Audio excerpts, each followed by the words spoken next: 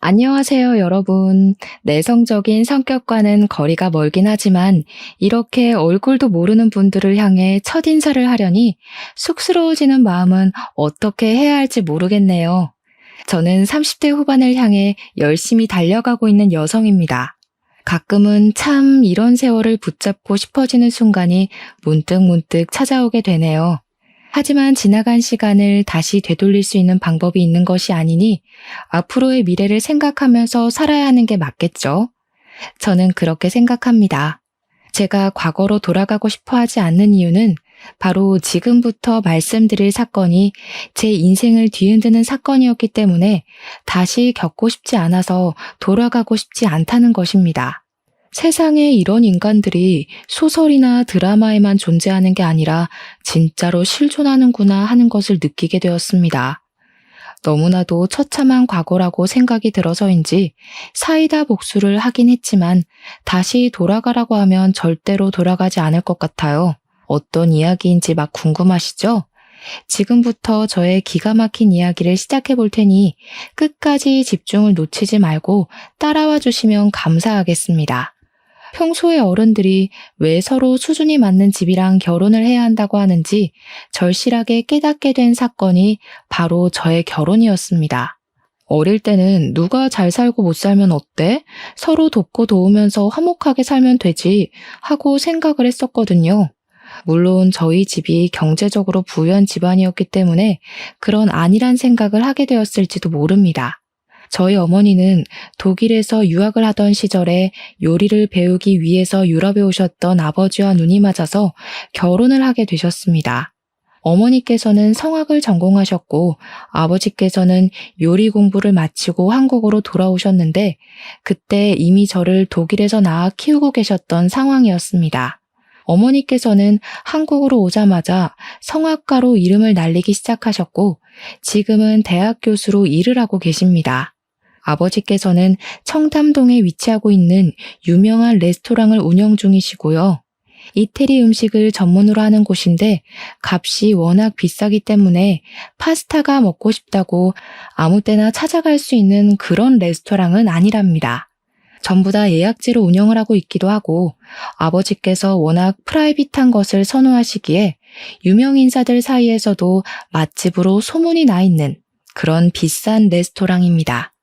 아무튼 부모님께서 순탄대로를 걸어오시기도 했고 자리를 잘 잡으신 덕분에 저는 어릴 때부터 아주 부유한 가정 환경에서 구김살 없이 자랄 수 있게 되었습니다. 집도 학군이 좋고 비싸다는 청담동에 있었고 동네 아이들도 좋은 대학에 가는 것이 목표였던 터라 공부를 하며 선의의 경쟁에 대해 배우며 자랐습니다. 저는 대학을 꽤 좋은 학교에 입학을 하고 졸업을 했고 틈틈이 준비했던 자격증들 덕분에 취업 준비를 한 지 얼마 지나지 않아 대기업에 취직을 하게 되었습니다. 대기업의 생활이란 참으로 바빴습니다. 야근도 출장도 그렇고 컴퓨터 앞에서 떠나질 못하니까 몸이 점점 망가지기 시작하더라고요. 제가 또 운동하는 걸 별로 좋아하지 않아서 몸을 방치하다 보니까 20대 때에는 괜찮았는데 30대 중반에 들어서면서부터 몸이 힘들다는 게 절절하게 느껴졌습니다. 그래서 동네 헬스장을 알아보고 개인 PT를 등록해서 다니기 시작했는데 저의 개인 트레이너였던 남자분과 운동하면서 정이 싹 텄고 연애를 시작하게 되었습니다. 헬스 트레이너이긴 했지만 등록하는 손님이 꽤 많은 헬스장이 아니라서 그런지 매일같이 전단지를 돌리며 홍보를 하는 모습이 좀 힘들어 보이긴 했습니다. 어느 날은 저에게 운동이 좋아서 시작한 일이지만 다른 부가적인 일이 더 많은 것 같아서 힘들다며 다른 일을 알아볼까 하고 진지하게 고민을 하더라고요. 그런데 운동만 줄기차게 했던 사람이라 할 줄 아는 것이 별로 없었고 취업에 뛰어들자니 마땅히 취업을 할 만한 곳이 없었던 것입니다. 그래도 용기를 가지고 입사 지원서를 내고 면접을 보러 다니곤 했지만 결국 취업이 되지 않아서 원점으로 돌아와 헬스 트레이너 일을 계속하게 되었습니다. 엄청나게 우울해하면서 미래에 대한 불안함에 슬퍼하는 남자친구를 제가 옆에서 내내 지켜주고 달래주고 하면서 저희의 연애 시간을 보냈습니다. 그렇게 1년이라는 시간을 넘게 만나다가 이렇게 계속 우울해하기만 하면 안 되겠다 싶어서 너무 사랑하는 마음에 제가 든든한 벽이 되어주기로 결심을 했습니다. 저는 남자친구에게 결혼을 하자고 프로포즈를 하게 되었고, 남자친구는 제 프로포즈에 깊은 감동을 받았다며 저와의 결혼을 약속하게 되었습니다. 남녀가 바뀐 것 같다는 생각이 드실지 모르겠지만 사실 누가 먼저 프로포즈를 하는 게 무슨 상관이겠습니까? 그때는 그렇게 생각했습니다. 앞서 말씀을 드렸지만 저희 집은 꽤 부유한 집이었지만 사실 남편의 집은 저희 집과는 전혀 다른 사정을 가지고 있었습니다. 남편이 헬스장에서 열심히 벌어온 푼돈을 가지고 시부모와 신우까지 4명의 식구가 방이 2개밖에 없는 빌라에서 살고 있었던 것입니다. 방이 2개밖에 없었기 때문에 시부모가 안방을 사용하고 신우가 작은 방을 사용했으며 남편은 방이 없어서 거실에서 생활을 하고 있었습니다. 남편은 본인만의 공간이 없어서 너무 힘들었다는 말을 자주 했었는데 그 말의 끝은 결혼을 빨리 해서 집을 나가고 싶다는 결혼으로 자리를 잡았습니다.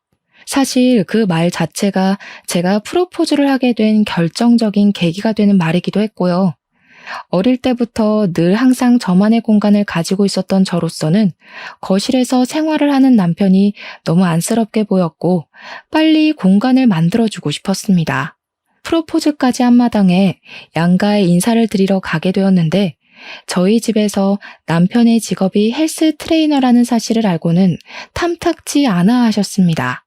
고정적인 수입이 별로 되지 않고 헬스 트레이너에 대한 인식이 별로 좋지 않았기에 저에게 고민을 더 해보라고 말씀을 하셨습니다. 하지만 저는 남편을 너무나도 사랑했고 남편이 힘들어하는 걸 보고 싶지 않았기 때문에 결혼을 몰아붙여 감행하게 되었습니다. 물론 저희 부모님께서도 사람 보는 눈이 있고 연륜이 있었기에 저를 말리신 것이겠지만 아무것도 모르는 제가 그 염려를 무시하게 된 것이었습니다. 그게 정말 큰 실수였다는 것을 머지않은 시간 만에 깨닫게 되었고요. 제가 참 불효녀죠. 그 당시에는 양가 상견례를 하는 자리에서 연신 눈물을 훔치며 집에 돈이 없어서 한 푼도 지원을 해줄 수 없다는 시모가 너무나도 안타까웠습니다. 누가 준비를 하던 돈이 있는 사람이 준비를 하면 장땡이라고 생각했던 치기 어린 마음에 시부모에게 제가 알아서 다 하겠다고 호언장담을 했습니다. 저희 부모님은 제가 생각 없이 뱉어낸 말에 무척이나 어이없어 하셨지만 그 자리에서 뭐라고 꾸짖을 수가 없으니 참으시더라고요. 시모는 제 손을 꼭 잡고 부족한 자기 아들을 거둬줘서 고맙다고 잘 지내보자고 몇 번이나 저에게 말씀을 하셨습니다. 시작부터 공이 정방향으로 잘 굴러가는 듯한 느낌을 받아서 너무 행복했습니다. 신우도 저에게 언니가 생긴 기분이라 좋다고 해맑게 웃으면서 말을 하는데 이게 바로 결혼이고 가정과의 화합이구나 하는 생각이 절로 들었습니다. 저에게 친언니처럼 생각하고 따르겠다며 애교를 부리는 어린 신우를 보면서 저와 남편은 훈훈한 분위기를 느꼈지만 우리 부모님만 별로 좋아하지 않으셨습니다. 저는 그냥 별 생각 없이 딸을 시집 보내는 게 서운하셔서 저렇게 표현을 하시나 보다 하고 안일하게 생각했습니다. 집으로 돌아오는데 어머니께서 그런 말씀을 하셨습니다. 그 어린 신우도 너무 가식적으로 웃는 것 같은 느낌이 들고 시부모도 빈대근성이 있는 것 같은데 그래도 이 결혼 꼭 해야겠니? 어머니, 이렇게 짧게 만나보고 어떻게 사람의 본성을 다 파악할 수 있겠어요. 엄마가 오해하는 거예요. 저는 어머니의 생각이 너무 깊은 거라 치부했지만 결혼을 준비하면서 어머니가 하신 말씀이 어떤 뜻인지 조금 느낄 수 있게 되었습니다. 남편과 결혼을 준비하면서 당연히 예물을 골라야 했기에 웨딩 반지를 보러 주얼리숍에 갔는데 시모가 따라온 게 아니겠습니까? 와, 언니, 이거 너무 예쁘다. 이 귀걸이 제가 하면 진짜 예쁘겠죠? 와, 이 목걸이까지 세트인가 봐. 언니, 저 이거 하나만 사주시면 안 돼요? 다이아가 딱 박힌 귀걸이를 골라 잡더니 저에게 사달라고 하는 게 아니겠습니까? 거기가 웨딩 전문숍이라서 그런지 가격도 한두 푼 하는 게 아니었습니다. 제가 신우에게 선물로 줄 만한 가격은 절대 아니었고 평소에 끼고 다닐 수 있는 디자인도 전혀 아니었습니다. 애둘러서 거절을 했는데 신우가 이런 거 하나 못 사주냐면서 입을 삐죽이더라고요. 아직 나이가 어리니 뭘 몰라서 그런 거구나 하고 넘겼습니다. 집을 보러 다닐 때엔 더 심각하게 시모가 따라붙어서는 집을 둘러보고 있는데 너무 작다며 큰 집으로 이사를 갈 생각은 없냐고 구시렁거리시더라고요. 방이 4개짜리 집이면 우리가 같이 살아도 좋을 것 같은데. 아니, 신혼집을 보고 있는데 다짜고짜 합가 이야기를 꺼내니 저도 당황스러웠지만 부동산 직원분이 더 당황하셔서 제 눈치를 보기 시작하셨습니다. 시모는 눈치도 없는 건지 일부러 그러는 건지 선심을 쓰듯이 안방은 너네가 쓰고 작은 방은 우리가 쓰고 하면서 은근히 합가 이야기를 꺼내더라고요. 저는 당연히 신혼생활에 대한 환상도 있었고 남편이 집을 떠나고 싶어 했다는 것을 잘 알고 있었으니 딱 잘라서 거절의 의사를 비췄습니다. 어머님, 저희도 신혼인데 부부간에 화합을 해야 하고 합가는 조금 아닌 것 같습니다. 어이구, 나는 너를 딸처럼 생각하기로 했는데 너는 아니구나. 내가 불편하니? 이제 한 가족인데 너무 서운하게 딱 자르는구나. 저는 한숨이 절로 나왔습니다. 가끔은 저를 낳아주신 부모님과 사는 것이 벅차게 느껴질 때도 있는데 남이나 다름없는 시모랑 어떻게 같이 살겠습니까? 옆에서 줄기차게 구시렁거리는 시모의 말을 무시하고 집을 구하는데 한 푼도 보태줄 수 없다는 시댁의 말에 따라 집도 제 명의로 제 돈으로 구했습니다. 제가 또 나름 대기업을 종사하게 된 지 10년 차가 된지라 모은 돈이 꽤 많이 있었거든요. 물론 남편에게는 대출을 받았다고 거짓말을 했고요. 그게 저희 부모님께서 돈을 지원해 주시는 조건이기도 했습니다. 처음부터 돈이 있다는 사실을 밝히는 것은 서로에게 좋지 않게 작용을 할 것 같으니 최대한 대출로 얻은 집이라고 말을 하길 원하셨습니다. 하지만 말과는 다르게 부모님께서는 신혼부부가 어떻게 될지도 모르는 불안한 상황에서 몇 억의 대출은 위험하다고 하시며 돈을 빌려주셨습니다. 남편은 당연히 제가 은행에서 대출을 받은 줄 알고 앞으로 이자를 어떻게 내야 할지에 대해 고민을 하더라고요.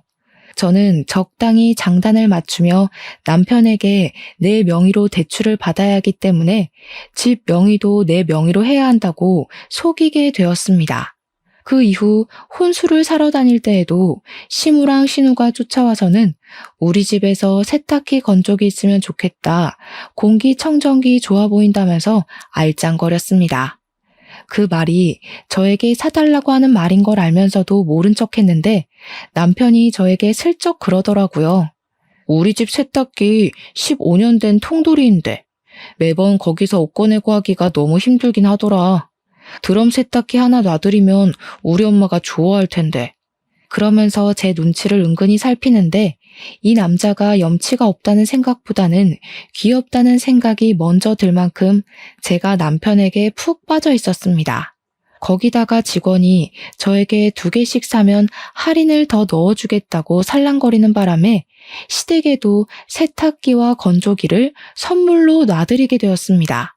제가 카드로 결제를 하는 걸 보더니 좋아서 어쩔 줄 몰라 하시는데 괜히 제 기분도 좋아지더라고요.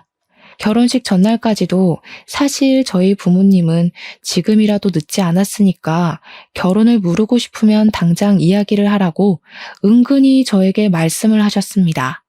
하지만 결혼식 전날 파투를 낼 신부가 몇이나 되겠습니까? 게다가 저는 남편을 진심으로 너무너무 사랑하고 있었기 때문에 결혼식을 하겠다고 했습니다. 신혼집의 혼수까지 제 돈으로 준비했다는 사실을 알게 된 저희 부모님께서는 시댁이 염치가 없어도 너무 없어서 걱정이라며 저를 살짝 질책하셨습니다. 어떻게 만나도 그런 거지 같은 집안을 만나냐는 식으로 말씀을 하시는데 솔직히 저도 발끈하긴 했죠. 그런데 시댁에서 정말 돈 500만 원이 없다면서 가구나 가전을 하나도 선물을 해주시지 않았기에 제가 부모님께 할 말이 딱히 없었습니다. 그래도 제 가족이 될 사람들이었기에 저는 그때도 시댁의 편을 들었습니다. 누구나 저희 집안처럼 부유하게 살진 못한다고 말입니다. 물론 제가 세탁기와 건조기를 선물해드렸다는 사실은 비밀로 해야 했습니다. 제가 딱 한 가지 시부모님께 난감했던 적이 있었는데 저희가 신혼여행을 하와이로 가기로 결정을 내렸거든요. 그런데 시부모님이 해외여행을 한 번도 가본 적이 없다며 하와이를 같이 가고 싶다고 신혼여행을 따라가겠다고 하시는 거 아니겠습니까? 돈이 한 푼 없어서 저희에게 방향제 하나 선물해 주시지 못한 분들이 무슨 돈이 있어서 하와이를 가고 싶다고 하시는 건지 제가 이건 아니다 싶어서 나중에 같이 해외여행을 가자고 신혼여행인데 부부 둘이서만 가고 싶다고 말을 하니까 삐지시더라고요. 나는 살면서 비행기를 한 번도 타본 적이 없어서 해외여행 가보는 게 소원이었다. 아들 부부 갈 때 따라가야 좋은 거 많이 보지 않겠니? 너네만 좋은 거 구경하겠다면서 은근히 비꼬시는데 저는 제가 이걸 왜 고개 숙여가면서 시부모를 설득해야 하는지 이해가 가질 않았습니다. 남편이 나서서 나중에 같이 가면 되지 해외여행 갈 일이 한 번도 없겠냐고 달래고 달래서야 겨우 일단락이 됐습니다. 결혼식을 마치고 신혼여행도 잘 다녀온 뒤에 시댁 친정에 인사를 드리러 갔는데 제가 사온 물건을 보더니 신우가 인상을 쓰는 게 아니겠습니까? 언니 대기업에 다닌다면서 선물이 고작 이게 뭐예요? 화장품? 이런 거 말고 나 명품백이나 하나 사주지. 화장품이랑 가방이랑 가격이 같았으면 명품백으로 사드렸겠죠. 신우, 나중에 가방은 신우가 돈 모아서 사요. 우리 애가 돈 모아서 그런 사치품을 사겠니? 누가 선물을 해줘야 쓰는 거지. 경제적인 차이가 나니까 있는 사람이 없는 사람을 위해 써야 하는 거 몰라? 다음에 해외여행을 갈 때엔 내 선물도 비싼 양주로 사오고 우리 딸 들고 다닐 그 명품백인지 뭔지도 하나 사와라. 그래, 우리처럼 이렇게 바라는 바가 확실한 사람이 편하다는 건 살면서 깨닫게 될 거다. 시댁이랑 등져서 좋은 게 뭐가 있니? 이런 말을 면전에서 들었다고 생각해보세요. 제가 진짜 어이가 없어서 할 말을 잃고 가만히 있었습니다. 그랬더니 남편이 옆에서 실실 웃으면서 다음에 해외에 갈 때는 같이 가서 고르자고 자기 취향으로 고르는 게 좋지 않겠냐고 말을 하더라고요. 아니 누구 마음대로 다음에 해외 갈 때 같이 간답니까? 남편이 처음으로 7푼이 8푼이로 보였습니다. 아무튼 신혼생활은 둘이 있을 때는 나름 꿀을 바른 듯 달달했고 시댁 식구가 껴있을 때는 시궁창도 이런 시궁창이 따로 없겠다 싶을 정도로 악몽 같았습니다. 시댁 식구들의 염치가 남에게 다 져버린 수준인지 만나기만 하면 저한테 이거 해달라 저거 해달라 하면서 요구하기 바쁘셨거든요. 세탁기와 건조기를 사드렸던 게 실수였을까요? 그걸로 만족하지 못한 시부모님은 그 좁은 집에 이것저것 많은 가전을 새로 들이기 원하셨습니다. 요즘 설거지만 하면 어깨가 결리고 팔이 아파서 도무지 집안일을 할 수가 없다. 요즘 보니까 그 식기세척기? 그게 사람 손보다 낫다고 하던데. 어머님, 저희 집에도 식기세척기 없어요. 그래? 그럼 우리 집에도 하나 놓고 엄마 아빠 집에도 하나 놓고 2개 살까? 우리 엄마도 주방일 베테랑인데 그거 하나 있으면 좋다고 하잖아. 제가 진심이냐는 얼굴로 남편을 싸늘하게 바라보니까 눈치 없는 우리 남편은 헤헤 웃으면서 뭐가 문제냐는 식으로 저를 바라보더라고요. 정말 이럴 때 보면 머릿속에 뭐가 들었는지 궁금할 정도로 좋게 말하면 천진난만, 나쁘게 말하면 대가리가 텅텅 비어있는 놈 같았습니다. 남편이 한 달에 벌어오는 돈이라고 해봐야 끼케야 250만 원이 안 되거든요. 그것도 고객 유치가 되어야지만 받을 수 있는 돈이었고요. 제가 버는 돈은 400만 원 가까이 되는 돈이었고요. 남편이 고객 유치가 안 되는 달에는 한 달에 180만 원을 겨우 벌까 말까 했어요. 기본급 자체가 애매하다고 생각해야 할 정도였고 영업을 열심히 해야지만 돈을 벌 수 있는 구조였기 때문에 돈이 늘 부족했습니다. 그런데 우리 남편은 저와 결혼을 한 이후에 시댁 살림에 신경을 안 써서 그런 건지 뭔지 쓰는 돈이 점점 늘어나고 있었습니다. 헬스 트레이너들은 유행에 민감해야 한다고 하면서 옷을 어찌나 사입어대는지 집에 택도 안 뜯은 옷들이 수두룩할 정도였습니다. 거기다가 요즘의 영업을 전부 SNS를 통해서 하는 거라며 하루 종일 손에서 휴대폰을 놓지 않고 생활을 하니 얼마나 꼴보기가 싫겠습니까?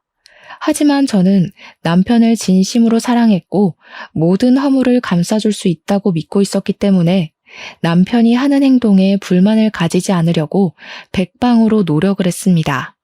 하지만 그런 마음을 먹기와는 반대로 시댁에서의 염치 없는 행동은 날이 가면 갈수록 도를 지나치고 있었습니다. 어느 날 우리 아버지께서 저에게 전화를 하셔서 너무 오랜만이라 반갑게 받았더니 시작부터 황당함을 감추지 않으시고 말을 하시더라고요. 아버지께서 평소 통화할 때 그런 식으로 전화를 받자마자 이야기하시는 경우가 거의 없기에 저는 무슨 일이냐고 바로 여쭈어 보았습니다. 어제 사돈 어른들이 우리 식당에 찾아와서는 예약도 없이 다짜고짜 식사를 하겠다고 하시는 게 아니겠냐. 거기다가 무슨 친척분들을 죄다 끌고 밥을 달라고 소리를 치는 것도 모자라 내가 평소에 행사 때에만 열어두는 룸에다가 10대 명의 손님들을 모시게 됐지. 사돈 어른들이 코스 요리를 싹 시키시길래 웬일인가 했더니 글쎄 돈도 안 내고 잘 먹었다고 인사만 하고 쏙 사라지는 게 아니겠냐. 내가 황당해서 원. 그렇다고 우리 딸 시집살이 당할까 무서워서 돈 내라고 소리도 못 지르고 된통 당했다. 친척분들까지 싹 끌고 가서는 무전취식을 했다는 말에 제 얼굴이 다 화끈해지고 있었습니다. 제가 너무 놀라서 시댁에 전화를 하겠다고 하고 아버지와의 통화를 마무리하고는 바로 시무에게 전화를 걸어서 어제 있었던 일에 대해 여쭈어 보았습니다. 정말 친척분들을 죄다 끌고 가서 공짜로 코스 요리를 먹고 온 것이 맞는지 재차 확인을 하는데 시모가 저에게 버럭하시면서 말을 하시더라고요.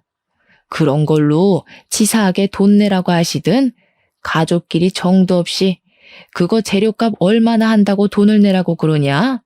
내가 재료값 드린다고 해. 어머님, 재료값 때문에 이러는 게 아니라는 거 아시잖아요. 저희 아버지께 미리 말을 해주신 것도 아니고 다음부터는 이러지 마세요. 가족 좋다는 게 뭐냐? 이런 일이 있을 때마다 어깨도 살려주시고 하는 거지.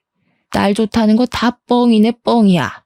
저희 아버지를 갑자기 거짓말쟁이로 치부하는 것도 어이가 없고 저도 어설프게 대꾸를 했다가는 이런 일이 반복될 것 같아서 세게 말을 했습니다. 어머님, 저희 아버지 식당 정말 고급 식당이라 예약 없이는 갈 수도 없어요. 그런데 시부모님 오셨다고 일부러 열지 않는 룸까지 열어주신 거라고요. 그 정도로 대접을 받으셨다면 고맙다고 생각을 하셔야지. 지금 저한테 이렇게 뻔뻔하게 나오시면 안 되죠. 뭐야? 뻔뻔? 우리가 남도 아니고 특별한 손님인데 시댁 무서운 줄도 모르고 그런 소리를 해? 이런 식으로 나오는 건 아니라고 생각한다. 끊자. 시모는 답이 정해진 사람인 것 마냥 애처럼 굴었고 저는 시모를 설득하는 일을 포기하게 되었습니다. 저희 어머니께서는 성악을 전공하신 뒤 성악가로 이름을 알리시다가 지금은 대학 교수로 일을 하고 계시는데 몇 년에 한 번씩 독창회 공연을 올리시곤 하십니다. 후배들을 데리고 양성을 하신다는 명목으로 자선 공연처럼 하시는 건데 이번에도 공연을 하신다고 하시며 저에게 초대장을 줄 테니 보러 오라고 하셨습니다. 평소에 어머니께서 노래를 부르는 모습을 가장 좋아했던 저로서는 몇 년에 한 번씩 오는 이 공연이 무척이나 기대되는 공연이었습니다. 제가 남편에게 같이 가자고 말을 했더니 남편이 시댁에 가서 자랑하듯이 우리 어머니께서 하시는 공연을 설명하고 온 것입니다. 그러니 신우가 갑자기 자기도 평소에 그런 클래식한 공연을 보는 게 소원이었다면서 친구들을 데리고 가도 되겠냐고 물어보더라고요. 우리 신우가 아이돌 좋아하는 건 알았지만 클래식에도 관심이 있는 건 전혀 몰랐던 터라 의아했긴 했지만 경험이라는 것은 중요하니 알겠다고 했습니다. 티켓은 제가 구해다 주겠다고 말을 하고 몇 명이나 갈 것이냐고 물어보니까 대충 5명 정도 갈 것 같다고 5장을 달라고 하더라고요. 신우에게 티켓을 전달해주고 저도 설레는 마음으로 남편이랑 같이 보러 갔는데 진짜 티켓 준 걸 뼈저리게 후회하게 되었습니다. 제가 일부러 좌석도 좋은 좌석으로 어머니께 부탁을 드려서 받아낸 티켓이었는데 신우 친구들이 전부 하나같이 문제가 있더라고요. 그냥 SNS에 이런 공연도 즐긴다 하는 걸 자랑하려고 간 것이었는지 한 명은 공연 중간에 전화를 받지 않나, 플래시까지 터트리며 사진을 찍지를 않나, 또 한 명은 코를 골면서 자는 바람에 조용한 공연 분위기에 드르렁 드르렁 하는 소리가 울려 퍼지더라고요.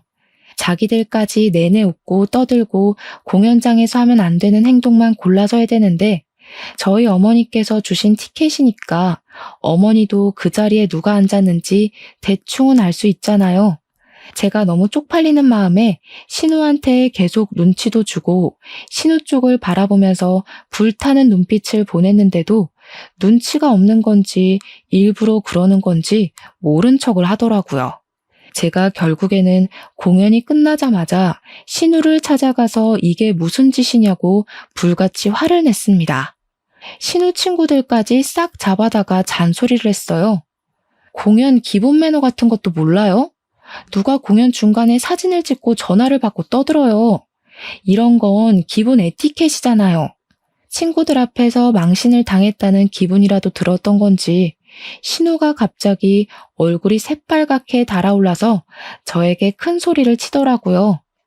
언니는 돈이 많아서 이런 공연을 자주 봐서 그런가 본데 저는 처음 오는 거니까 당연히 모를 수도 있지 않아요? 뭐가 그렇게 당당해요? 영화관도 안 가봤어요, 신우는? 여기가 무슨 아이돌 콘서트도 아니고. 그런 행동을 하면 안 되는 건 다들 눈치껏 알아요. 지금 저한테 눈치까지 없다고 하시는 거예요? 돈 많은 사람들이나 고급스럽게 즐길 줄 아는 거다. 이런 말씀? 제가 그렇게 비약한 적은 없는데 신우 자격지심이 너무 센 거 아니에요? 언니, 말이면 단 줄 알아요? 지금 제 친구들 앞에서 제 인성까지 깎아내리는 건 너무한 것 같네요. 어떻게 제 친구들 앞에서 이런 쪽팔림을 줘요? 언니 평소에 나를 가족이라고 생각 안 하는구나? 내가 뭐 언니한테 잘못한 거 있어요? 어떻게 이런 자리에서 그런 말을 아무렇지 않게 해요? 사이코 같아. 저는 정말 너무나도 당황스러워서 기가 막히더라고요. 누가 보면 제가 괜한 트집을 잡아서 신우를 골탕 먹이고 쪽팔림을 주기 위해 한 행동인 줄 알겠어요. 저는 신우에게 영화관을 운운하면서 알아듣게 설명했다고 생각했는데 신우 눈에는 제가 그냥 신우를 마음에 안 들어 해서 이런 소리를 한 것이라 느꼈나 보더라고요. 도대체 제가 왜 신우한테 일부러 이런 소리를 하겠습니까? 하지만 알아듣게 말을 해도 이미 색안경을 끼고 바라보는 신우 때문에 대화가 되질 않았습니다. 신우가 오히려 방방 뛰면서 저를 나쁜 년으로 몰고 가는데 제가 속이 답답해서 미치겠더라고요. 남편도 옆에서 저한테 친구들이랑 다 있는 자리에서 말을 너무 심하게 한 것 같다면서 신우 편을 드는데 이런 남자를 뭘 믿고 결혼했나 싶었습니다. 이걸로 끝이 난다면 서운하고 섭섭하겠죠? 제가 결혼을 하고 나서 차를 한 대 뽑았는데 물론 남편이랑 같이 나눠 타려는 목적으로 구매한 건 맞습니다. 그런데 남편이랑 둘이 타기에도 바빠 죽겠는 시점에 시부가 자꾸 제 차를 빌려달라고 조르는 게 아니겠습니까? 나도 이렇게 비싸고 좋은 차 몰고 다니는 게 소원이었는데 차를 한 번만 빌려주라. 내가 친구들 만나러 가는데 며느리 잘 둔 덕 좀 봤다고 하게 말이야. 몇 번이나 남편을 통해서도 저에게도 직접 조르셨기 때문에 주말에 친구분들 만나러 가실 때 한번 차를 몰고 나가보시라고 빌려드렸습니다. 시부도 자랑을 하고 싶은 마음이 있을 거고 거기다가 며느리를 잘 둔 덕이라는 말에 제가 혹해서 실수를 저지르고 말았던 겁니다. 꽤 비싼 외제차이긴 했지만 시부가 운전 경력이 저보다 훨씬 오래됐으니까 별 걱정을 하지 않고 빌려드렸다 이 말입니다. 그런데 밤 11시가 넘은 시각에 갑자기 경찰서에서 저에게 전화가 온 것이 아니겠습니까? 무슨 일인가 싶어 놀래서 경찰서로 남편과 달려가니 시부가 앉아 있더라고요. 그런데 얼굴이 벌겋게 달아오른 게 누가 봐도 술에 취한 사람 같은 것 아니겠습니까? 제 예상은 현실이 되었습니다. 시부가 음주운전에 걸린 것입니다. 계속해서 음주운전 아니라는 말만 하면서 음주 측정을 거부하고 버텼대요. 그래서 인근 병원에서 피검사까지 진행을 하고 경찰서에 끌려온 거랍니다, 글쎄. 그 말이 끝나기 무섭게 시부가 앞으로 고꾸라져서 코를 드르렁골면서 자기 시작하는데 진짜 너무 화가 나더라고요. 정신 나간 거 아니냐고요. 도대체 남의 차를 끌고 음주운전이라니. 음주운전은 예비 살인자나 다름없는 행동 아닙니까? 만약 누가 어떻게 사고라도 당했으면 어쩌려고 그런 짓을 하는 건지 너무 화가 나니까 잠든 시부에게 욕을 퍼부고 있더라고요, 제가. 경찰서 유치장 바닥에 누워서 담요 하나 걸치고 잠을 자고 있는데 세상에 미친놈이 이런 미친놈이 따로 없구나 하는 생각이 들었습니다. 저는 경찰서에서 몇 번이나 쪽팔림을 감수하고 사죄를 드렸고 제 차를 가져가겠다고 하니까 경찰이 무표정하게 말을 하더라고요. 그 차 사고 났어요. 차선 변경 무리하게 하다가 옆 차들이 받고 가드레일 받고 이거 수리비도 꽤 나오겠던데. 아무튼 차가 굴러갈 수 있는 상황이 아니라서 레카가 와서 끌고 갔으니까 저기 공업사 가서 확인해 보세요. 진짜 그 순간 저도 모르게 육성으로 연병이라는 말이 절로 나오더라고요. 제가 인상 팍팍 쓰면서 욕을 하자마자 남편이 옆에서 움찔거리는데 그 모습까지도 너무 찌질하게 보였습니다. 술에서 조금 깬 것인지 잠에서 깬 시부가 춥다면서 옷 좀 가지고 오라고 하는데 한숨이 절로 나오는 상황이었습니다. 면허 취소는 당연한 거고 벌금도 당연한 거고 사고 차량 수리비에 부서진 가드레일 비용까지 청구하겠다는 상황에서 시부가 술이 좀 깼는지 저를 보고 당당하게 말을 하더라고요. 며느리 네가 용돈을 조금 쥐어주고 그랬으면 내가 대리운전을 불렀겠지. 돈도 없는데 그럼 음주운전 해야지 어떡하냐. 이게 네 탓이지 내 탓이냐? 그랬으면 저나 남편에게 전화를 하셨어야죠. 아버님은 예비살인자나 다름없어요. 하늘 같은 시아비한테 뭐가 어쩌고 어째? 예비살인자? 네가 용돈을 안 줘서 이렇게 된 거라고. 사고 처리 난 한 푼도 못 해준다. 먹고 죽을 돈도 없어. 네가 알아서 다 하고 네 차니까 네가 수리하고 난 모른다 몰라. 그때 진짜 소위 말하는 야마가 돈다는 기분이 확 느껴지면서 남편이 싫다기보다는 더 이상 이런 시댁을 지켜보며 살 수 없을 거라는 생각이 들었습니다. 물론 이럴 때일수록 움츠러들고 아무런 의견도 말 못하는 남편에게도 정이 떨어지긴 했습니다. 항상 시댁 편에 서서 저에게 이거 해달라 저거 해달라 요구를 하기만 했지 정작 이런 상황에서 지 부모한테 한 소리도 못하는 남편이 너무 찌질하게 보였어요.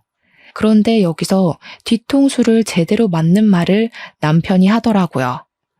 안 그래도 우리 엄마도 그렇고 우리 동생도 그렇고 용돈을 좀 달라고 하던데 어차피 자기가 돈 벌고 대출금 갚는 거야 자기 알아서 잘하고 있으니까 내가 번 돈은 우리 집 용돈으로 드리는 거 어떨까 싶긴 했거든. 자기네 집은 부자니까 장인어른 장모님이 알아서 잘 노후 준비하시면서 사시잖아. 우리 집은 또 그게 아니라서 지금 상황에서 그게 할 말이라고 생각해? 뭐 언젠가는 할 말이니까. 그리고 우리 집이 너무 낡아서 이사도 좀 갔으면 좋겠는데 자기 대기업 다니니까 대출이 잘 나오잖아. 혹시 추가 대출 같은 게 좀 되나? 그러면 자기 돈으로 이사도 갔으면 좋겠는데 이게 진짜 말이라고 다인 줄 아나. 그 대출금은 누가 갚고 또 나 혼자 뼈 빠지게 일하라는 말이야? 왜 자기 혼자 일한다고 생각해? 우리가 함께 열심히 일하면 되지. 자기는 말을 또 서운하게 한다. 당연하게 저에게 돈을 내놓으라는 식으로 말을 하는데 그 순간 이 결혼은 실패한 결혼이라는 생각이 제 머릿속을 지배했습니다. 이대로 가다가는 영영 시댁의 노예로 살게 될 것이 자명했기에 저는 부모님의 마음을 10분 이해할 수 있었고 동시에 이혼을 하겠다는 결심을 하게 되었습니다. 염치도 없고 눈치도 없는 남편. 저만 보면 돈 외쳐대는 시대까지 이대로 살면 안 되겠다 싶어서 저희 부모님께 이혼을 하겠다고 죄송하다고 말을 했습니다. 처음에는 저희 부모님께서도 한숨을 쉬시며 잔소리를 하려고 하시다가 제 의견을 지지해 주시겠다고 하시며 변호사를 선임해 주냐고 물어보시더라고요. 제가 곱게 이혼을 해주면 제 속만 골물 게 분명했기에 저는 그동안 당한 것들을 모두 깔끔하게 복수로 되돌려주기로 마음을 먹었습니다. 저는 제일 먼저 한 행동이 차량 수리비부터 시작해서 상대방 병원비에 보상금 벌금까지 싹 다 종합해서 시댁에 청구를 했습니다. 운전을 제가 한 것이 아니었고 일일 보험이라는 것을 가입해 두었기 때문에 법적으로 제가 물어내지 않아도 된다는 것을 변호사를 통해 확인을 받았습니다. 변호사와 상황을 전부 정리했고 시댁에 보상 청구 소송을 진행하는 것으로 결론을 내렸습니다. 하지만 이건 당연하게 해야 할 일인 거지 복수가 아니지 않겠습니까? 저는 시댁의 거지 근성을 이용해서 통쾌한 복수를 해주기로 계획을 짰습니다. 제가 소송을 걸었다는 사실을 모르는 시댁 식구들에게 여행을 보내주겠다고 말을 했습니다. 해외여행을 보내주는 거냐며 면세점 쇼핑이라도 해야겠다고 신우가 엄청 신이 나서 말을 하는데 제가 정신 나갔다고 복수에 그 큰 돈을 쓰겠습니까? 제가 일이 바빠서 이번에는 같이 갈 수 없으니 국내 여행을 다녀오라고 기차표도 다 끊어놨다고 말을 했습니다. KTX를 타고 부산에라도 다녀오라며 최고급 호텔도 잡아놓겠다고 시댁 식구들을 꼬셨고 그게 어디냐면서 다들 신나서 준비를 하더라고요. 해외를 보내주지 않는다고 신우의 입이 뾰루통하게 나왔지만 제가 최고급 호텔 이야기를 꺼내니까 입을 쏙 집어넣더라고요. 그렇게 무궁화호 기차를 끊어놓고는 사실은 KTX를 끊어놓은 척 티켓을 위조해서 시댁 식구들에게 보냈습니다. 제가 숙소도 최고급 호텔을 잡았을 리가 없잖아요. 인터넷에 수소문을 해서 알아본 여인숙 같은 침대도 없는 그런 숙소를 예약했습니다. 마치 고급져 보이는 호텔인 것 마냥 숙소 내역도 포토샵을 통해서 수정을 해서 5성급인 척 꾸며서 보냈습니다. 무궁화호를 타면 기차만 5시간 이상을 타야 하는 거 아시죠? 그래서 시댁 식구들이 서울역에 가서 KTX를 타고 가는 줄 알고 신나 있을 동안 저는 용달을 불렀습니다. 우리 집에 있는 남편의 짐을 모조리 다 빼서 시댁에다가 옮겨놓고 시댁을 찾아가서 제가 사준 세탁기와 건조를 중고 매장에 냅다 팔아버렸습니다. 솔직히 치사하다고 생각하실지 모르겠지만 제가 내 돈으로 사준 물건이니까 소유권도 당연히 저한테 있다고 생각했습니다. 그 집에 제 돈으로 산 물건이 하나도 없길 바랬거든요. 제가 신우에게 선물해준 화장품까지 하나하나 다 챙겨서 제 돈으로 산 물건을 버리거나 제가 챙겨오거나 중고 거래로 팔았습니다. 저는 바로 부동산에 들러서 집도 내놓고 제 짐까지 싹 빼서 친정으로 옮겼습니다. 그런 일을 벌이는 사이에 시댁에서는 KTX 티켓이 아니라면서 무궁화호 티켓이라고 난리가 난 것이 아니겠습니까? 어떻게 예약을 했길래 티켓이 이렇게 실수가 날 수 있냐고 저를 질책하길래 저는 시댁 식구들을 가머니솔로 꼬셨습니다. 제가 티켓을 잘못 봤나 봐요. 이상하네, KTX였는데. 그래도 숙소는 딱 우리 시댁 식구들에 맞춰서 준비했으니까 즐겨주세요. 제가 짐 정리를 미리미리 해놔서 그런지 시댁 식구들이 여인숙 주소 앞에 도착했을 때 어느 정도 짐 정리가 다 된 상태였습니다. 당연히 최고급 호텔만 생각하고 여인숙 주소 앞에 선 시댁 식구들은 숙소의 상태를 보고 저에게 화가 머리끝까지 나서 전화를 했더라고요. 숙소 5성급 호텔이라고 안 했어? 우리 식구들을 위해 준비했다며. 맞아. 당신네들한테는 딱 그 숙소가 최고 아니야? 잘 어울려. 거지 근성에 딱 맞춰서 구한 건데. 뭐? 거지 근성? 너 지금 말 다 했어? 정신 나간 거야? 정신 안 나갔는데? 지금 나 완전 제정신이야. 그리고 너무 안성맞춤 아니야? 언니, 이게 무슨 짓이야, 진짜. 나 친구들한테 5성급 호텔 간다고 자랑 다 해놨는데 어떻게 책임질 거야? 지금 시댁 식구들을 무시하는 게야? 시집살이 제대로 한번 시켜줘. 지금이라도 5성급으로 바꿔놓으면 우리가 해프닝이라고 생각하고 웃어 넘기마. 저는 쉴 새 없이 떠드는 그들의 입을 제대로 막아주겠다고 결심했습니다.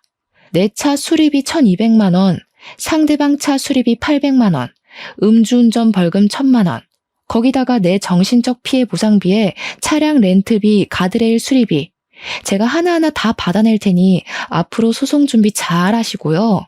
제가 선물해드린 가전들과 생필품들은 제가 다시 가져가도록 할게요. 그래도 그건 제가 처음에 좋은 마음으로 선물을 해드린 거니까 새거 값으로 받지 않는 걸 고맙게 생각하세요. 아, 그리고 여보, 우리 집 부동산에 내놨어. 짐은 다 시댁으로 돌려놨고. 그리고 내 카드 그거 정지시켜서 안 긁힐 거야. 돈은 좀 넉넉하게 들고 부산으로 갔길 바래. 쉬지 않고 와다 쏟아내니 시댁 식구들이 입을 싹 다물더라고요. 남편만 분한지 야야 하면서 저를 불러대는데 마지막 쐐기를 박았습니다. 아마 지금 집에 가면 이혼 소송장이 도착해 있을 거야. 꼼꼼하게 읽고 위자료 준비 잘해. 그러고는 통쾌한 마음에 팔짝팔짝 뛰면서 전화를 차단해버렸습니다. 그 이후에 서울에 돌아오려고 기차표를 끊는 건지 뭔지 카드 알림이 엄청나게 도착하더라고요. 근데 제가 카드를 정지시켜버렸잖아요. 결제 실패 메시지가 몇 개가 오던지 어이가 없어서 정지해놨다고 말을 했는데도 멍청한 짓을 반복하더라고요. 아무튼 그날 저녁 늦은 시간에 어떻게 서울까지 오긴 왔는지 친정집으로 시댁 식구들이 전부 다 찾아왔더라고요. 사돈댁은 자식 교육을 어떻게 시켰길래 이혼이 애들 장난입니까? 예? 시댁이 우습답니까? 이건 뭐 인성교육이 아주. 아줌마, 지금 말 다 하셨어요? 남의 부모한테 자식 교육 운운하기 전에 먼저 자기 자신을 돌아보세요. 자기들은 아주 거지근성으로 키워놓고 누가 누구 보고? 자식 교육, 인성 교육이라는 말에 우리 어머니께서 화가 잔뜩 나셨는지 정말 저는 태어나서 우리 어머니께서 욕을 하시는 걸 들어본 적이 없거든요. 진짜 교양이 넘치시는 분이라 손찌검도 안 하시는 분인데 우리 어머니께서 시모의 머리채를 확 잡아뜯는 게 아니겠습니까? 저랑 아버지랑 진짜 둘 다 너무 놀라서 말리지도 못했어요. 시모는 머리채가 잡혀서 이리저리 끌려다니다가 결국 바닥에 내동댕이 쳐졌습니다. 이 정신 나간 년이 지금 뭘 하는 거야? 누가 누구 보고 인성교육을 가지고 난리야? 이 쓰레기 같은 집안. 지금 내 머리카락 다 뜯어놓은 거 후회할 거야. 고소를 할 거야. 너네 다 콩밥 먹일 거야. 그러든지 말든지. 주거 침입으로 신고하기 전에 당장 우리 집에서 나가지 못해? 내가 걸어둔 소송 준비나 잘해. 끽해봐야 머리카락 뜯긴 걸로 무슨. 그 뒤로 이혼 소송은 당연히 급물살을 타고 진행이 되었고 남편 측은 제가 걸어놓은 손해배상 청구 소송 때문에 정신을 놓게 되었습니다. 저의 회사며 집이며 찾아와서는 집 팔아봐야 벌금 내고 뭐하고 하면 돈 한 푼 안 남는다고 한 번만 봐달라고 온 가족이 울면서 사정사정을 하더라고요. 저는 그런 그들을 내려다보며 비웃어줬습니다. 우리 집 팔면 정말 오갈 곳도 없어. 우리 아빠 가게에서 밥 처먹고 간 친척들은 어디 갔대? 어떻게 그 사람들한테 신세를 져. 제발 한 번만 봐주라. 너네 집 잘 살잖아. 이거 푼돈이잖아. 세상에 몇 천만 원이 푼돈인 사람이 어디 있니? 이런 한 장까지도 악착같이 받아낼 테니 그런 줄 알아. 멀어지는 제 뒤에서 울고불고 소리를 질러대는데 아주 속이 시원했습니다. 그 뒤로 유능한 우리 변호사님 덕분에 이혼 소송은 완벽하게 나무로 갈라지는 걸로 마무리됐고 손해배상에 대한 소송은 아직 진행 중에 있습니다. 조만간 결과가 나올 거라고 예상하고 있는데 도대체 얼마나 더 거짓골이 될지 궁금해 죽겠습니다. 제가 손해배상 청구를 신청한 금액이 어마어마하다 보니 시댁에서는 집까지 팔았다고 지금은 오갈 곳이 없어서 폐지를 주어야 한다고 하더라고요. 하루 벌어 하루 먹고 사는 처지가 되고 나니 저에게 찾아와 적당히 합의를 해줄 수 없냐고 물어보는데 제가 그들의 처지를 불쌍하게 생각할 필요가 있을 리 없죠. 울고불고 비는 꼴이 얼마나 우습고 초라하던지 제 발밑에서 벌벌 기는 그 사람들의 앞에 살포시 5만 원짜리 한 장 던져줬습니다.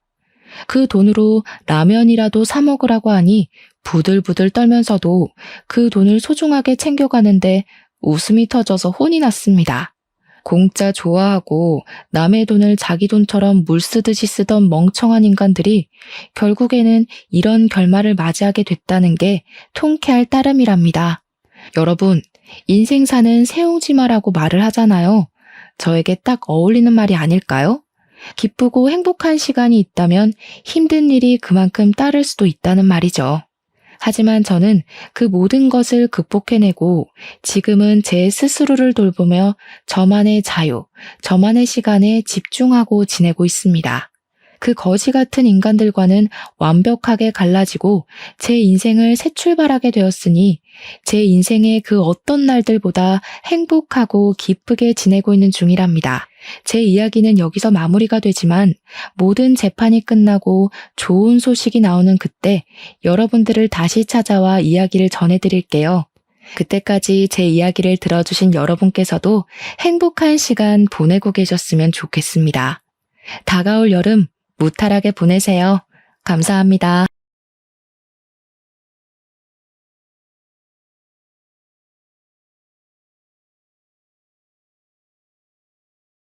안녕하세요. 저는 평범한 하루하루를 살아가고 있는 40대 중반의 여자입니다. 나이가 젊었을 때는 매일 새로운 일이 있었으면 좋겠다는 바람을 가지면서 살았던 것 같아요. 사랑을 찾을 때에도 남들보단 특별한 사랑을 해보기를 소망했었답니다. 매일 똑같은 쳇바퀴 굴러가듯이 사는 게 싫다고 느꼈던 적이 있었는데요. 제 인생에서 한 차례 큰 폭풍이 지나간 지금은 예전과 같은 평범한 일상으로 돌아오게 되어 감사한 마음으로 살고 있어요. 그 당시에는 너무 힘들었지만 이렇게 터놓고 이야기할 수 있게 되었다는 건 제 마음이 많이 여유로워져서인 것 같아요. 저의 이야기를 한번 들어봐 주시겠어요? 저는 40살이 될 때까지 자유롭게 살아왔어요.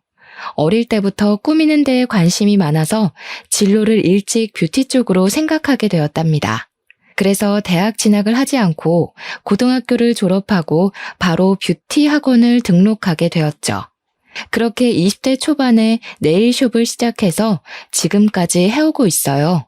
적성에 잘 맞아서 그런지 사업은 점점 번창했고 지금은 3개의 숍을 운영하고 있죠. 사람들 각자 자기에게 맞는 일을 해야 한다고 생각하기에 대학에 가지 않은 것을 후회하지는 않고 살아왔어요. 저는 어릴 때부터 제 생활비는 스스로 벌 수 있어서 자립도 일찍 하게 되었고 그 덕에 혼자 여행도 많이 다니고 하고 싶은 일은 해보고 살아올 수 있었거든요. 연애도 꾸준히 해왔지만 40대에 딱 들어서자 거짓말처럼 남자를 만날 기회가 없어지더라고요. 친구들은 이미 아이 키우고 있고 주변에 괜찮은 남자는 찾을 수 없으니까 조급한 마음이 들기 시작했어요.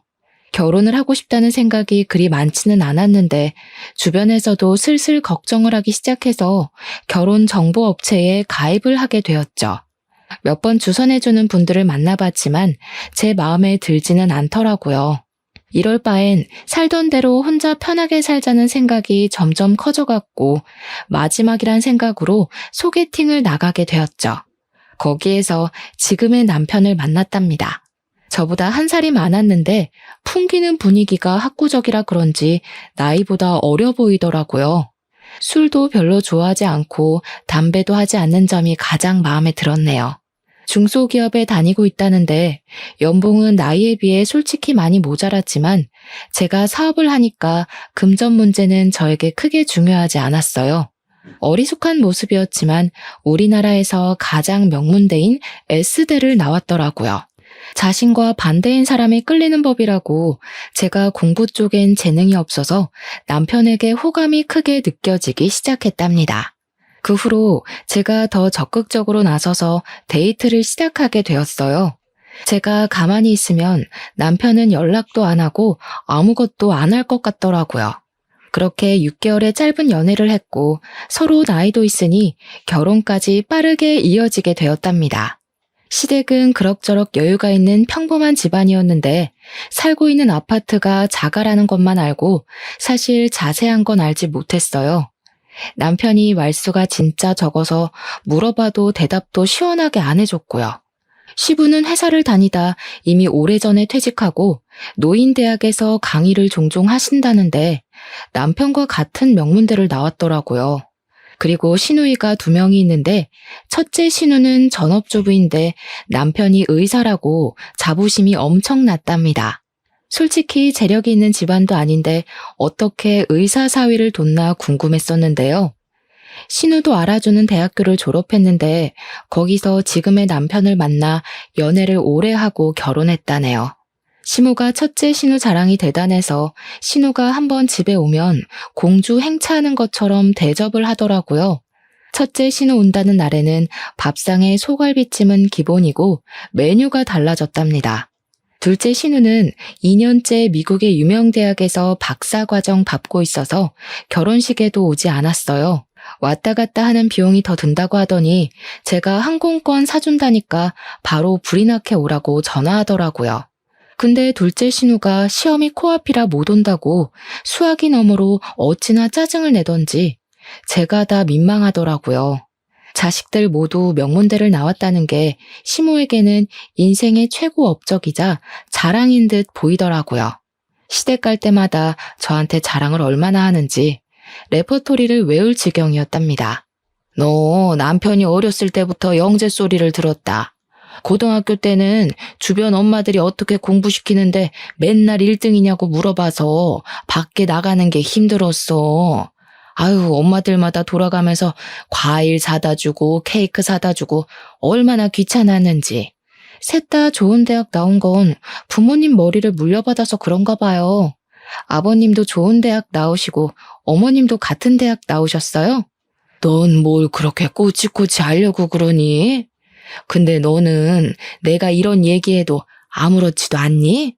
애가 자존심도 없나? 요즘 세상에 고졸이 뭐니? 내가 남사스러워서 어디 말도 못한다. 너 학창시절에 뭐 날라리 그런 거였니? 우리 아들이 공부만 하다 보니까 참한 여자 보는 눈이 부족했지. 갑자기 시모가 제 학력을 갖고 저런 말을 하니 벙찌더라고요. 이런 말을 들은 게 결혼한 지 2주도 안 지났을 때였답니다.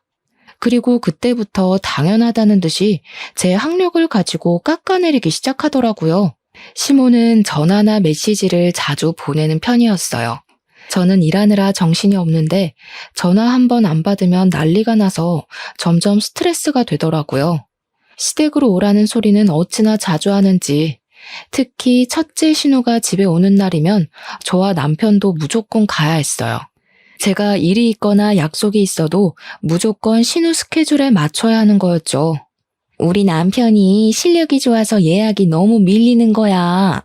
이럴 거면 그냥 개원해서 크게 하는 게 맞는 것 같지? 친구들도 자꾸 우리 남편 병원 예약 좀 해달라고 하고 피곤해 죽겠어. 다 네가 잘난 덕에 피곤한 건데 어쩌겠어. 우리 딸은 얼굴도 이뻐 공부도 잘해. 남편감도 대단한 의사로 데려오고 어디 빠지는 데가 없어. 새언니 됐는데 민망하게 왜 그래? 어릴 때 공부해야 될 때는 공부를 해야 되고 결혼할 땐 결혼을 해야 되고 사람은 때를 잘 맞춰 사는 게 좋은 것 같아. 새언니는 좀 타이밍이 안 맞았네요. 공부는 너무 빨리 놓고 결혼은 너무 늦게 했네. 그래서 우리 오빠를 만났나? 아가씨, 요즘 들어 볼 때마다 학력 얘기하는데 좀 불편하네요. 나 공부 못하지 않았어요. 하고 싶은 일이 있어서 빨리 시작한 거지 대학 못 간 게 아니에요. 말 좀 가려서 해요. 어머, 언니 대학 못 간 거 콤플렉스 있어요?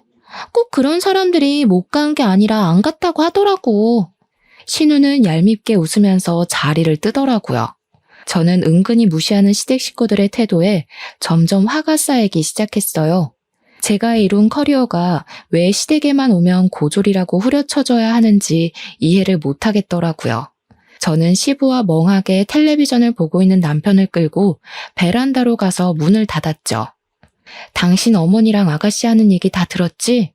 내가 그렇게 무시를 당하고 있으면 와서 한 소리 해야지. 어쩜 그렇게 가만히 있어? 왜 또 가만히 있는 사람 취비야? 너 고졸 맞잖아. 아니라고 하면 뭐 달라져? 솔직히 전문대도 아니고 고졸은 쪽팔린 거야. 그냥 가만히 있어. 남편이 거실로 가버리려길래 얼른 손목을 잡았는데 차갑게 뿌리치고 들어가 버리더라고요.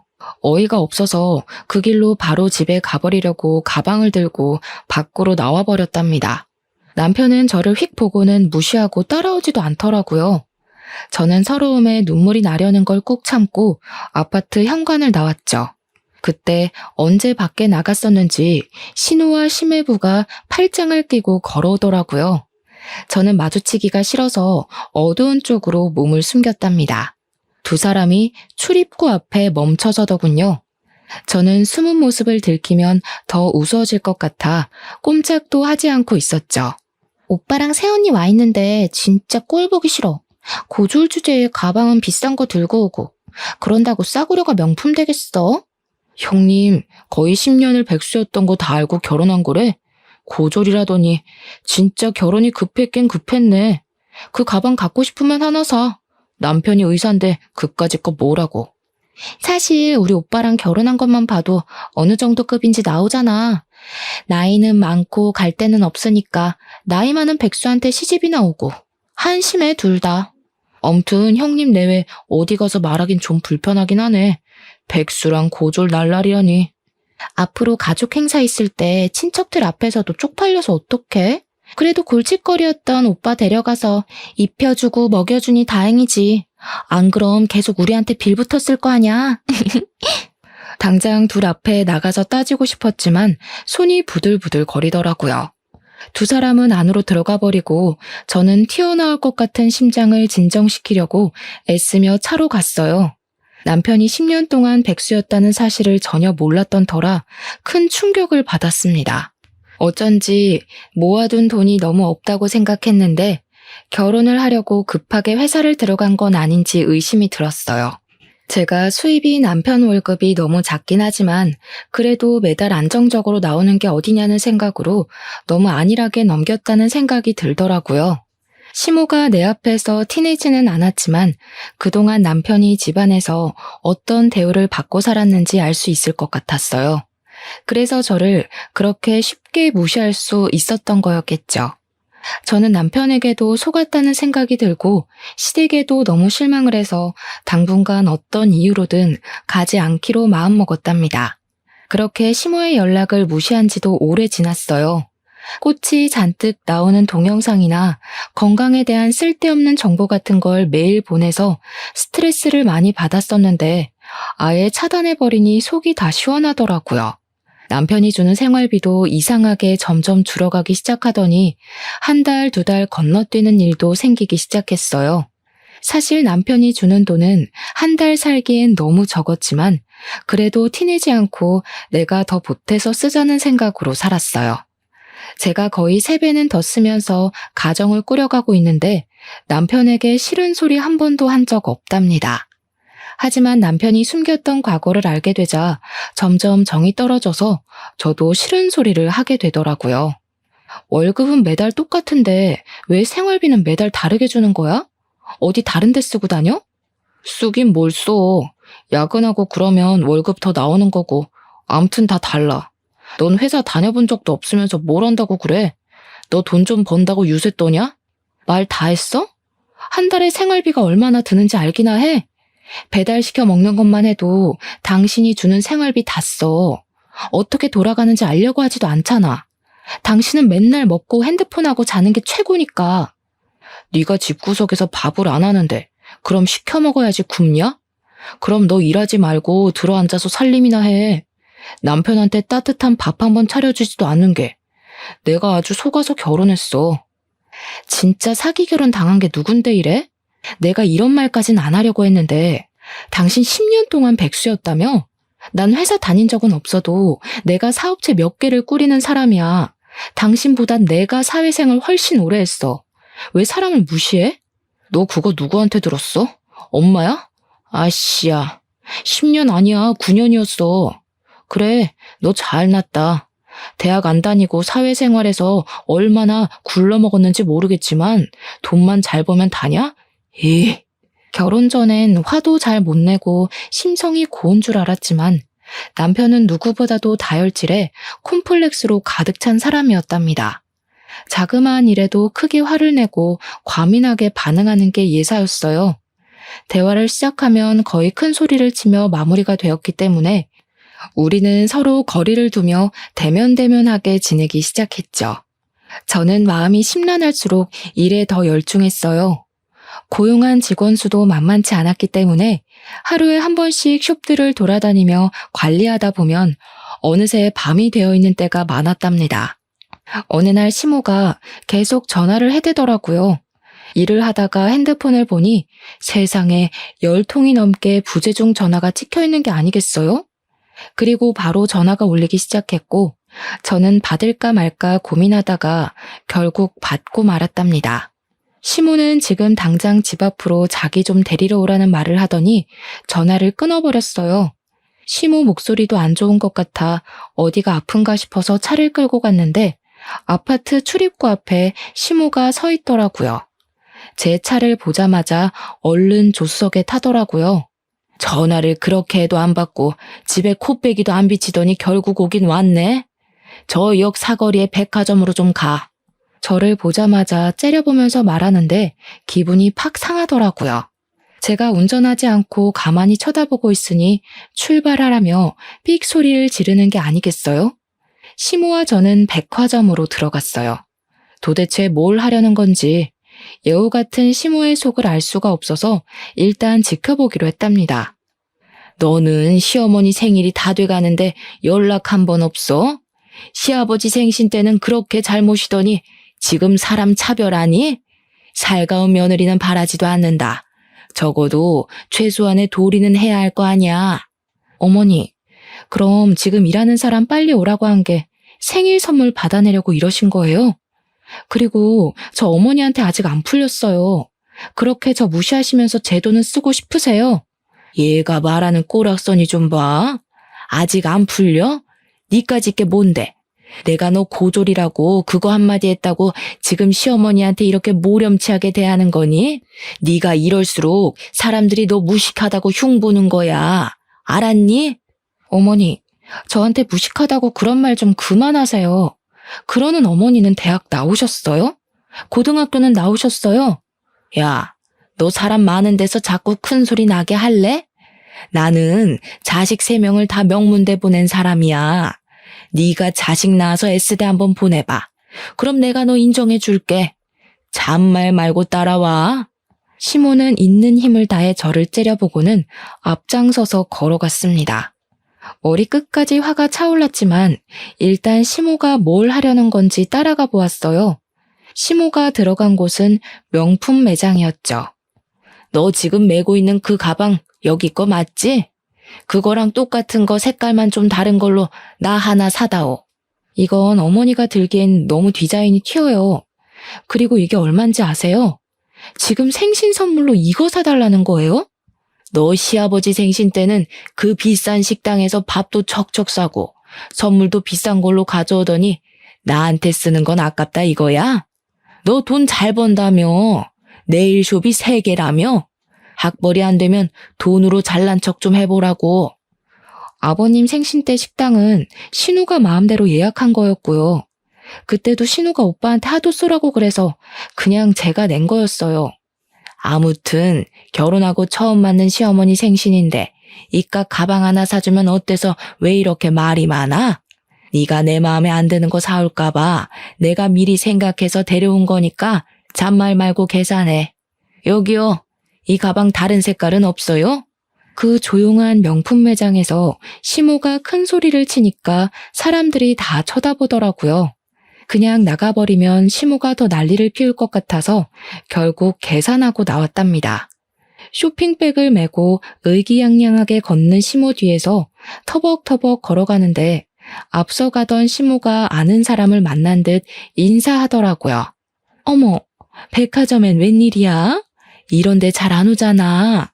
어머, 여기서 뭐 산 거야? 이거 명품 아니야? 요즘엔 자주 오지. 우리 며느리가 내 생일이라고 가방을 사주네. 이런 거 필요 없다니까 굳이 끌고 와서는. 세상에, 첫째 아들이 드디어 효도를 제대로 하네. 옆에 며느리야? 아이고, 나이 많다고 걱정을 하더니 나이보다 젊어 보이네. 에스테 나와서 화장품 회사 한다더니 그래서 그런가 관리를 잘했나 보다.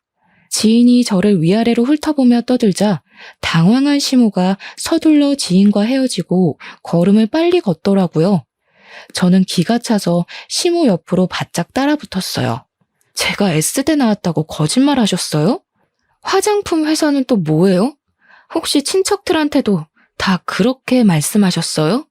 시끄러. 우리 가족이 다 명문대 출신인데 고졸이라고 온 동네방네 떠들면 좋겠어? 너는 창피한 줄도 모르는 걸 보니까 일에서 얼마나 배우는 게 중요한지 몰라. 수준 떨어지게 쏴붙이지 말고 비켜. 시모는 오히려 저를 팍 밀치고 나가서 택시를 타고 가버리더라고요. 저도 살까 말까 고민하다가 어렵게 산 가방이었는데 이렇게 한순간에 시모한테 당했다는 기분이 드니 정말 짜증이 솟구쳤어요. 저를 며느리가 아니라 물주로 생각하고 있는 게 분명했으니까 말이죠. 그 일이 있고 며칠 후 시모의 생일이었지만 일이 많다는 핑계를 대고 가지 않았답니다. 남편은 화를 내면서 혼자 시댁에 갔더라고요. 웬일인지 시모도 저에게 오라는 전화를 하지 않았죠. 그렇게 한참 동안 시댁의 발길을 끊었고 조용한 일상이 이어지니 좀 살 것 같더라고요. 물론 오래가지 못했지만 말이죠. 말로만 듣던 둘째 신우가 박사 과정을 마치고 귀국했다고 연락이 왔더라고요. 첫째 신우가 거하게 환영 파티를 한다면서 비싼 식당으로 예약을 했다고 꼭 오라고 했죠. 그래도 처음 보니까 얼굴은 비춰야 할 것 같아 남편과 함께 식당으로 향했어요. 경제학 박사 과정을 밟았다는 신우는 생각했던 것과는 사뭇 다르더라고요. 나이가 30대 초반인데 머리도 노랗게 염색했고 짧은 치마를 입고 있어서 사실 좀 당황스러웠죠. 미국에 살아서 좀 자유분방한 모양이라고 넘겼어요. 계속 핸드폰만 들여다보고 있길래 문제라도 생겼나 했는데 SNS를 그렇게 보고 있더라고요. 아, 새언니 네일숍 한다면서요? 앞으로 네일 공짜로 하겠네. 너무 좋다. 숍이 어디에 있어요? 근데 예약제라서 미리 예약을 하셔야 돼요.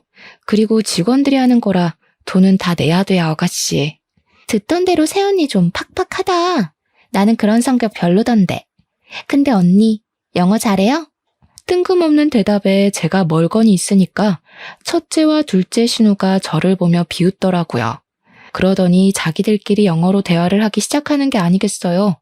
저를 힐끗힐끗 보면서 둘이 어깨를 쳐가며 웃고 영어로 계속 말을 하는 게 당연히 제 얘기를 하는 거잖아요. 신우가 둘이 되니까 이제 이렇게도 무시를 하는구나 싶어 기가 차서 헛웃음이 나오더라고요. 계속 같이 있다간 안 좋은 꼴을 볼 것 같아서 식사 도중에 그냥 저만 나와버렸답니다. 남편은 비싼 밥 얻어먹느라 가는 저는 신경도 안 쓰더라고요. 그렇게 둘째 신우와의 악연이 시작되었던 것 같네요. 얼마 지나지 않아 일이 터지고 말았죠. 출근하려고 준비를 하는데 둘째 신우 전화가 오는 거예요. 다짜고짜 급하다면서 숍 이름하고 주소를 물어보더니 끊어버리더라고요. 결국은 와서 내일을 하려나 보다 싶어 그냥 직원에게 당일에 온다고 해도 받아주라고 말해두려고 했죠. 그렇게 몇 시간 후에 직원이 다급한 목소리로 전화가 왔는데 무슨 이벤트 당첨자라면서 예약을 한다는 전화가 왔다는 거예요. 저는 들어본 적도 없는 얘기니까 거절하라고 하고 끊었답니다. 무슨 영문인지 알 수가 없어서 어디서 계약했던 내용이 있었나 확인해 보려는데 신우가 또 전화가 왔더라고요. 언니, 예약 거절했다는 게 진짜예요? 지금 당첨자가 나한테 메시지 보내고 난리 났다고요. 아가씨 알아듣게 좀 말해요. 무슨 당첨자요? 그럼 이벤트 했다는 게 아가씨가 벌인 일이에요? 일을 버렸다니. 언니, 말 너무 기분 나쁘게 하네요. 다 언니 잘 되라고 내가 이벤트 해준 건데 고맙다고 덥석 해줄 일이지 머리가 잘 안 돌아가나 봐요? 사실 내가 SNS 하는데 팔로워가 좀 돼요. 그래서 언니 숍 홍보 좀 해주려고 내일 무료 이벤트 열어서 5명 뽑았으니까 전화 받으면 친절하게 응대 좀 해요. 이게 도대체 무슨 경우예요? 나한테 먼저 말을 하고 하던가. 말을 해도 당연히 거절했을 일인데 다짜고짜 일을 벌이면 어떡해요? 아가씨가 우리 숍 와봤어요? 무슨 콧구멍만 안 든 줄 알아요? 우리 숍 유명해서 항상 예약 꽉 차요. 이번 달도 예약 끝나서 더는 받지도 못하니까 당장 이벤트인지 뭔지 취소해요. 저는 화가 머리끝까지 나서 거칠게 전화를 끊어버렸어요. 내 학력을 가지고 무시를 하는 건 참을 수 있지만 제가 읽어놓은 사업까지 우습게 알고 자기들이 숟가락 얹어도 된다고 생각하는 게 정말 괘씸하더라고요. 그새 전화를 했더니 불이 나게 시모에게 전화가 와서 저도 한껏 따질 요령으로 받았답니다. 받자마자 당장 집으로 오라며 안 오면 네 잘난 네일숍 가서 다 엎어버리겠다고 소리를 고래고래 지르더라고요. 시댁에 들어가니 둘째 신우가 훌쩍대며 울고 있고 시모는 씩씩거리며 다짜고짜 휴지 케이스를 저한테 던지는 거예요. 야, 니까지 게 뭔데 우리 딸한테 큰 소리를 쳐? 그깟 네일 얼마나 한다고 우리 딸한테 면박을 줘? 그깟 네일숍 와서 관리 받아본 적이나 있으세요? 한 명당 10만 원은 잡아야 돼요. 그럼 그깟 돈 어머니가 아가씨를 위해서 좀 내주세요. 50만 원밖에 안 하네요. 이게 점점 말대답을 따박따박하고 너 때문에 얘가 엄청 곤란해졌다는데 어떻게 할 거야? 당장 이벤트인지 뭔지 해주겠다고 싹싹 빌어. 빌어야 될 건 아가씨인데 제가 정신 나갔다고 빌어요? 저야말로 업무 방해죄로 고소하고 싶은 거 참고 있으니까 더는 저 자극하지 마세요. 고작 그 말 하려고 바쁜 사람 오라고 하신 거예요? 그때 둘째 신우가 들고 있던 물컵을 제 얼굴에 착 쏟더라고요. 저는 너무 갑작스러워서 눈을 동그랗게 뜨고 신우를 쳐다봤죠. 보자 하니까 우리 엄마한테 무슨 말버릇이야? 이 무식한 게. 언니가 말하는 게 다 맞았네. 나이만 먹은 게 머리는 텅텅 비고 싹수는 더럽게 없다더니. 저는 너무 화가 나서 신우 머리채를 확 잡아버렸어요. 신우가 힘없이 제 쪽으로 휙 딸려오더라고요. 저도 소리를 지르며 신우 머리를 뒤로 확 제껴버렸답니다. 그걸 본 시모가 냄비에 차가운 물을 받아와서는 저한테 뿌리는 게 아니겠어요. 저는 머리부터 블라우스까지 흠뻑 젖어버렸답니다. 이게 진짜 돌았나? 우리 박살 딸 머리를 잡아? 이 무식한 년아, 맛 좀 봐라. 시모가 축축한 제 머리채를 세게 움켜잡고 흔들기 시작했어요. 저는 너무 아파서 비명을 질렀죠. 그때 문을 열고 들어온 남편이 자기 엄마를 크게 부르더라고요. 제가 단판을 지으려고 시댁에 오기 전에 남편에게 전화해서 오라고 했거든요. 시모가 주춤하는 사이 저는 시모를 확 밀어버리고 비틀거리며 시댁을 나왔답니다. 남편은 저를 따라 나오지도 않고 심지어 밤 늦게 제가 잘 때쯤 몰래 들어오더라고요. 그렇게 남편에 대한 실망감은 더욱 쌓여만 갔는데 완전히 신뢰를 잃을 만한 일이 터졌답니다. 남편은 저녁 일찍 퇴근하기에 저보다 먼저 집에 들어와서 우편함은 남편 담당이었어요. 하루는 제가 오후에 집에 갈 일이 생겨서 들어가는데 우편함에 편지가 있더라고요. 확인해 보니 카드 회사들과 대부업체에서 날아온 독촉장이었어요. 저는 남편 빚이 거의 5천이 되는 걸 알고 기함을 했어요. 스케줄을 취소하고 남편이 올 때까지 기다렸죠. 저녁 5시가 되자 남편이 들어오더라고요. 양복이 아니라 편안한 트레이닝복을 입은 남편이 저를 보더니 소스라치게 놀라는 게 아니겠어요. 저는 말없이 테이블 위에 놓인 편지들을 손으로 가리켰어요. 편지를 본 남편이 갑자기 빽 소리를 지르더라고요. 아 진짜 그래서 어쩌라고. 네가 갚아주기라도 할 거야? 너 지금부터 한마디만 더 해. 그럼 네가 갚는다는 걸로 알 테니까. 아님 신경 꺼. 정신 나갔어? 정신병이야? 잘못한 게 누군데 왜 당신이 화를 내고 난리야. 이거 다 뭐야? 결혼하기 전부터 빚진 거야? 그래. 너랑 데이트할 때 너사 처먹이느라 빚졌다. 네 수준에 김밥 한 줄이나 사 먹으면 될 걸 뭘 맨날 그렇게 비싼 걸 처먹겠다고. 어차피 다 네가 쓴 돈이네. 이참에 네가 갚으면 되겠네. 말 그따위로 할래? 이제 아예 본 모습 까보이겠다 이거야? 당신 그 옷은 뭐야? 회사 갔다 온 거 맞아? 야, 너 사회생활 20년이라며. 그런데도 눈치 못 챘어? 나 너랑 결혼하고 바로 회사 잘렸어. 그래서 그 잘난 생활비 대려고 카드 서비스까지 받은 거야. 다 네 탓이네, 그러고 보니까. 뭐? 맨날 네 탓이라고 하면 다 해결되니? 이 거지 같은 인간아. 네가 능력 없는 건 알았지만 이렇게 바닥인 줄은 몰랐다. 야, S대 나오면 뭘 하니? 평생 밥벌이도 못하고 사는데. 이 무식한 게 감히 어디서 S대를 입에 올려. 대학 문턱도 못 가본 년이? 남편은 저에게 와락 달려들었고 저는 숨을 쉬기 힘들었어요. 저는 살기 위해 본능적으로 남편 손을 마구 긁었고 있는 힘을 다해 남편을 밀어내고 집을 뛰쳐나왔답니다. 남편과 사이가 좋았다고 해도 시모의 막말과 시댁 식구의 무시 때문에 헤어질 이유가 충분한데 남편까지 바닥이었으니 더는 견딜 수가 없었어요. 이때가 남편과 헤어지기로 결심을 하게 된 순간이었어요. 그 뒤로 저는 시댁의 발길을 딱 끊었답니다. 제가 대꾸도 하지 않으니 심심해서였을까요?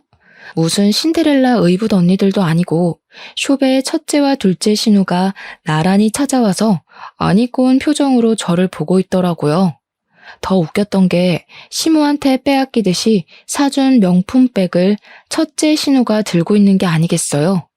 손님들과 직원들이 다 있으니 최대한 아무렇지도 않게 상대를 해줬는데 새언니 덕 좀 보자면서 네일 좀 해달라고 하더라고요.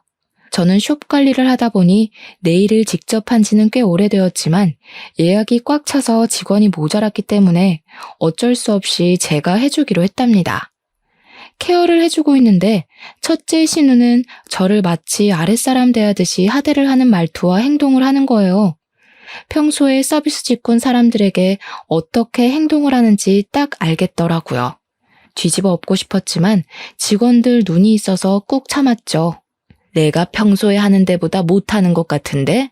새언니 실력이 이런데 장사는 꽤 잘 되네. 위치가 좋아서 그런가? 역시 병원도 목이 좋은 데다가 해야 돼. 어디로 할지 머리가 아프다니까.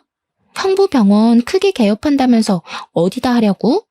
우리 집 근처에 사면 가깝고 좋잖아. 한층 다 빌려서 하는 거야? 넌 형부 그릇이 그것밖에 안 될 것 같아? 층수 낮은 건물 통째로 차리려고 알아보고 있어. 친정 동네엔 너무 후지고 좀 돈이 있는 데서 해야 잘 되지. 아, 지금 알아보는 데가 새언니 친정 쪽인 것 같은데? 그래요? 나도 친정 쪽에서 숍 하나 더 내려고 찾아봐서 그쪽은 꽤 잘하는데 괜찮은 데 많죠. 콧구멍한 숍이랑 병원이랑 비교가 돼요? 새언니 은근히 자랑질 많이 하는 거 알아요? 무식해 보이니까 좀 고쳐요. 가족이니까 이런 말도 해주는 거예요. 저는 신우들을 빨리 보내려고 참을 인자를 새기며 내일을 마무리해 주었어요. 역시나 예상했던 대로 돈을 안 내고 가려고 하더라고요.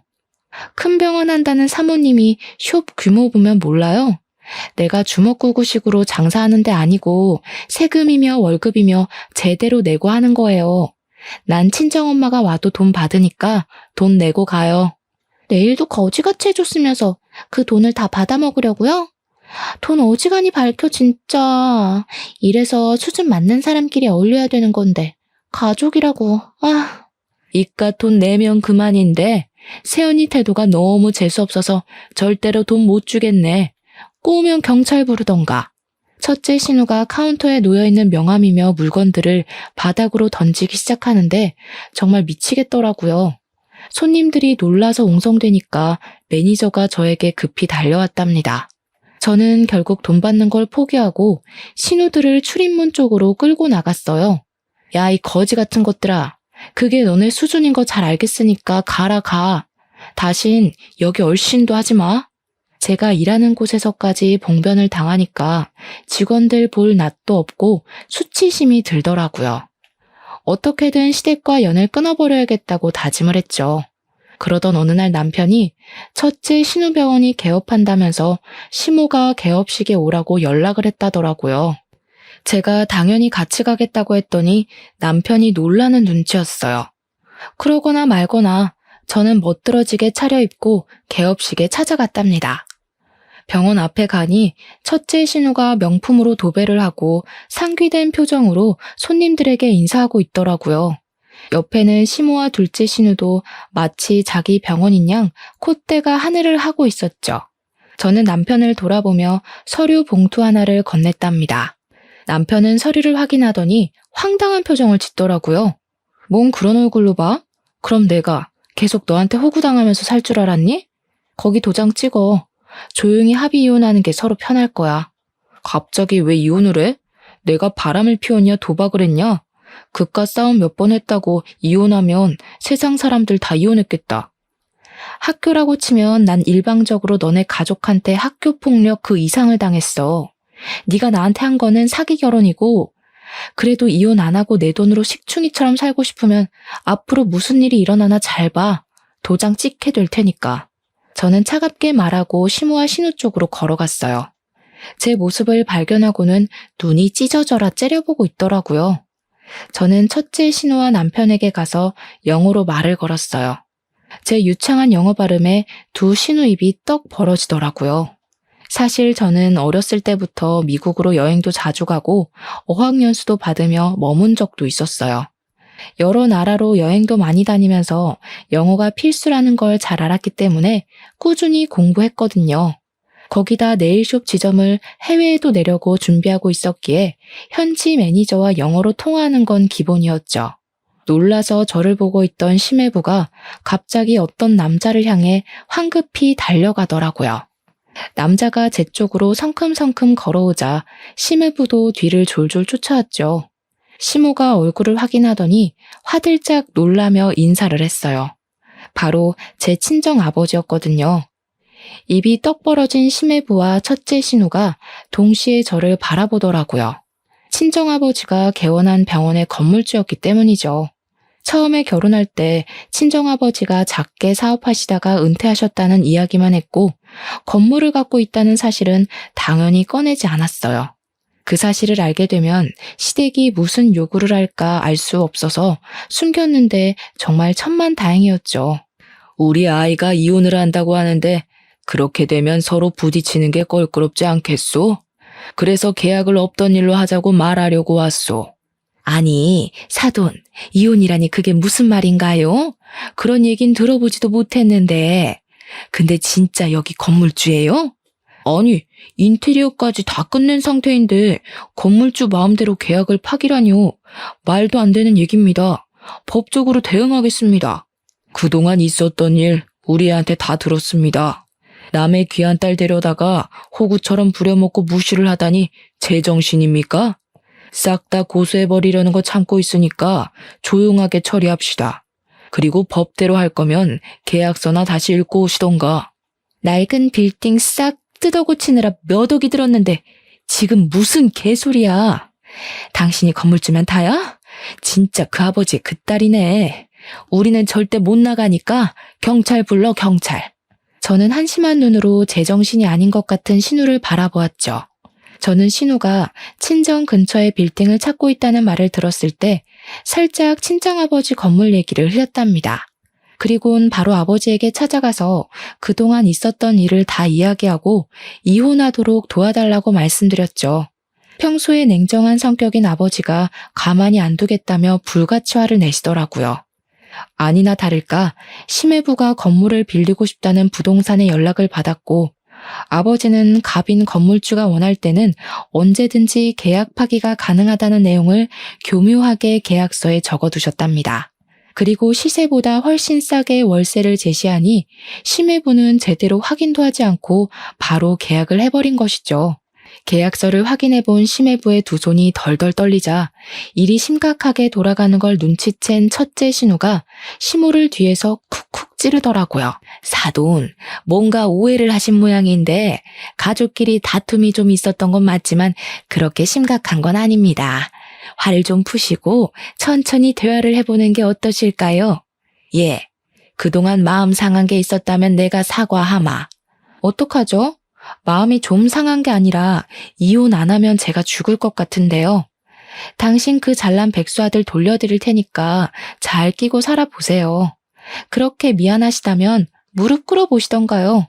얼굴이 파래진 시모가 첫째 신우를 돌아봤는데 시모 눈을 싹 피하더라고요. 고개를 푹 숙인 시모가 덜덜 떨며 무릎을 꿇었답니다. 시모가 울먹이며 제 바지가랑이를 잡더라고요. 이제 됐니? 내가 이렇게 사과하마. 화 좀 풀어라. 가족끼리 서로 도와야지 이런 법이 어디 있니? 앞으론 내가 너 상점 모시듯 하마. 이거 놓으세요. 진심으로 우러나와서 저한테 미안하다고 하시는 거 아니잖아요. 잘난 따님이 이렇게 된 건 다 어머님이 뿌린 씨 거둔 거니까 제 탓은 마시고요. 야, 이게 진짜 정신 나갔나? 네가 뭔데 우리 집을 풍비박 쌌네. 너 오늘 내가 가만 안 둬? 저는 둘째 신우 손에 들려있던 테이크아웃 컵을 뺏어서 시모와 둘째 신우 얼굴에 순식간에 뿌려버렸어요. 끈적한 포도주스가 두 사람 얼굴에 범벅이 되었죠. 지켜보던 남편 사색이 되어 풀썩 주저앉더라고요. 어머니는 모르시겠지만 제가 꽤 성공한 사업가거든요. 그래서 계산이 정확해서 빚지고는 못 살아요. 저번에 받은 거 돌려드린 거예요. 이해하시죠? 그러고는 조용히 핸드폰을 열어 녹음한 내용을 재생했고 영어 대화가 흘러나왔어요. 영어를 알아들은 둘째 신우가 제 핸드폰을 뺏으려고 달려들더라고요. 저는 재빨리 옆으로 피했고 신우는 땅바닥으로 고꾸라졌답니다. 어머니도 영어 못 알아들으시니까 무슨 내용인지 모르시겠죠? 제가 둘째 아가씨 다니던 학교랑 주고받은 메일도 있으니까 편지로 보내드릴게요. 못 믿으시겠다면 공증까지 해서 보내드릴게요. 하고 다니는 꼬락서니가 영 수상해서 그 박사과정 했다던 미국 학교로 전화를 해봤거든요, 제가. 근데 아가씨 이름이 없다네요? 저는 혼이 나가버린 시댁 식구들을 남겨두고 돌아섰답니다. 남편은 어떻게든 이혼은 안 하려고 했지만 저는 소송 이혼으로 완벽하게 이혼할 수 있었죠. 남편이 한 푼도 없었기에 정신적인 피해 보상이나 위자료는 받을 수 없었지만 저를 갉아먹는 시댁과 깔끔히 정리가 된 것만으로도 다행이라는 생각이 들었어요. 소송 과정에서 알게 되었는데 병원을 무리하게 개원하느라 막대한 빚을 졌던 첫째 신우는 살던 아파트까지 처분해야만 했고 첫째 신우한테 돈을 빌려줬던 시댁도 빚더미에 올라앉았다고 하더라고요. 전 남편은 여전히 백수로 지내며 늙은 시부모에게 빈대부터 살고 있고요. 둘째 신우는 미국에서 대학 합격했다고 거짓말하고 유학비 받아 흥청망청 유흥을 즐기며 살았던 게 들통나서 집에서 쫓겨나서 지금도 행방을 모른다고 하네요. 저는 여전히 숍을 운영하면서 바쁘게 살고 있고 가끔 혼자 여행을 다니며 재충전하는 것을 낙으로 여기고 있답니다. 결혼을 하고 그 사람의 가족을 받아들이는 건 정말 중요한 일이고 인생이 바뀔 수도 있는 사건인데요. 저는 남들이 정해놓은 기준에 맞춰 살아가려고 너무 성급한 선택을 했던 것 같아요. 폭풍 같던 시간을 지나온 자신을 더 소중히 여기고 이제는 저만의 박자에 맞추어 여유 있게 살아가 보려 한답니다. 여러분도 제 사연을 듣고 현재의 일상에 더욱 감사하는 마음을 가져보셨으면 좋겠어요. 들어주셔서 감사합니다.